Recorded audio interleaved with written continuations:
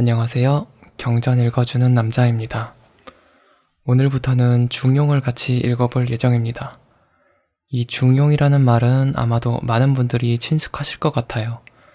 비슷한 의미로 과유불급이라는 말이 있죠. 지나친 것은 미치지 못하는 것과 같다는 뜻인데, 중용은 지나친 것도 아니고 부족한 것도 아닌 가장 조화롭고 온전한 상태를 말합니다. 공자도 일찍이 논어에서 이렇게 말했습니다. 중용의 덕은 지극하구나. 이 덕을 실행할 수 있는 백성이 드문지 오래되었다. 참 좋은 덕인데 그만큼 실천이 어렵다는 얘기죠. 그러면 오늘부터 중용의 지극한 덕이란 어떤 것인지 한 구절씩 읽으면서 알아보겠습니다.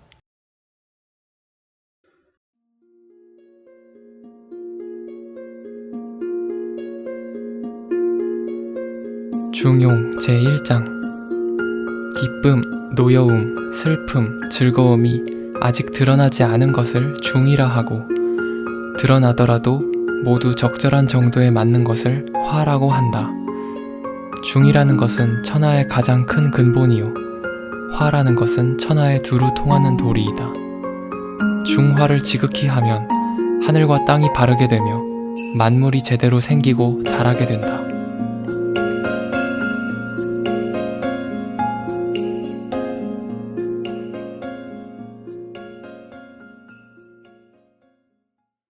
이 구절은 크게 두 가지의 개념을 제시하고 있습니다. 바로 중과 화입니다. 중이라는 것은 기쁨, 노여움, 슬픔, 즐거움, 그러니까 희로애락이 아직 드러나지 않은 상태입니다. 우리의 마음은 어떤 사물을 보거나 상황에 직면하게 되면 움직이게 됩니다. 그리고 그 움직임은 우리가 감정이라고 부르는 현상으로 나타납니다. 그러나 아직 마음이 외부와 접촉하지 않았을 때는 특정한 감정이 일어나지 않고 고요한 상태가 되는데 이것을 중이라고 부른다는 것입니다. 이 상태는 어느 한쪽으로 쏠리지 않고 치우치지 않은 상태이기 때문에 천하의 가장 큰 근본이라고 부릅니다. 반면 희로애락이 드러나는 경우가 있는데 그냥 함부로 드러나는 것이 아니라 적절한 정도에 맞게 드러나는 것을 화라고 합니다. 기뻐해야 할 때에 마땅히 기뻐할 만큼 기뻐하고 슬퍼해야 할 때에 마땅히 슬퍼할 만큼만 슬퍼하는 것입니다. 감정이 나타나는 상황과 정도가 적절하여 조화를 이루기 때문에 감정이 나타나기는 해도 거기에 휩쓸리지 않는 것입니다.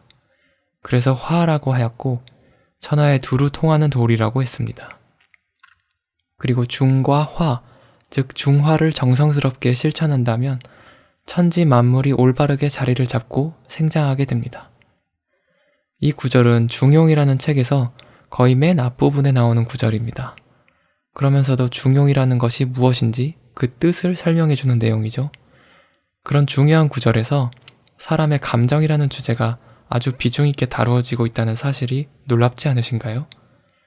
우리 사회에서 흔히 감정은 별로 중요하지 않은 것, 이성적이고 합리적인 결정에 방해가 되는 것으로 인식될 때가 많다는 점을 생각해보면 중용이 감정의 문제를 이렇게 중요시했다는 점이 더욱 놀랍게 느껴집니다.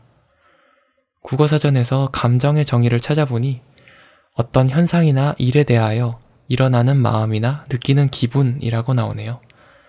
감정이라는 주제를 생각하다 보면 그 대응물로 생각나는 개념이 이성인데요. 어떤 이유에선지 우리는 이성은 머리에서 나오는 것이고 감정은 심장 또는 마음에서 느껴지는 것이라는 인상을 가지고 있습니다. 감정의 정의를 마음의 움직임 정도로 간단히 정리해놓고 생각해보면 감정이라는 것이 마음의 문제에서 아주 중요한 개념이라는 것이 당연하다는 생각도 듭니다. 사실 우리가 행복하다, 불행하다고 말할 때에도 그것은 감정과 굉장히 깊은 관련을 맺고 있으니까요.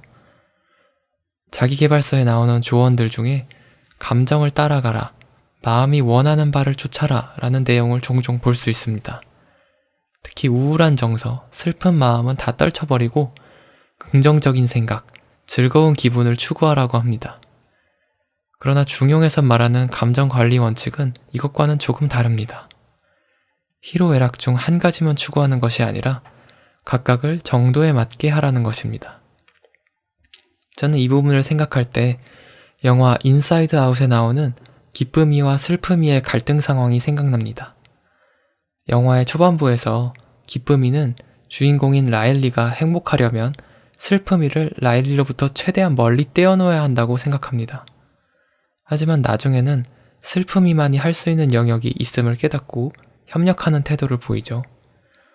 슬퍼해야 할 상황에서 슬프지 않다면 그것이야말로 슬픈 일입니다. 각각의 감정이 마땅히 드러나야 하는 때에 드러나는 것이 중요한 것입니다. 피아노를 연주하는 사람이 도레미파솔라시의 7가지 음계 중에서 도만 계속 두드린다면 어떨까요? 그것은 음악이 아니라 시끄러운 소음으로 느껴질 것입니다. 기쁨, 슬픔, 즐거움, 노여움, 두려움 등등 사람에게는 다양한 감정이 있습니다. 그리고 각각의 감정에는 각자의 역할과 마땅한 바가 있습니다.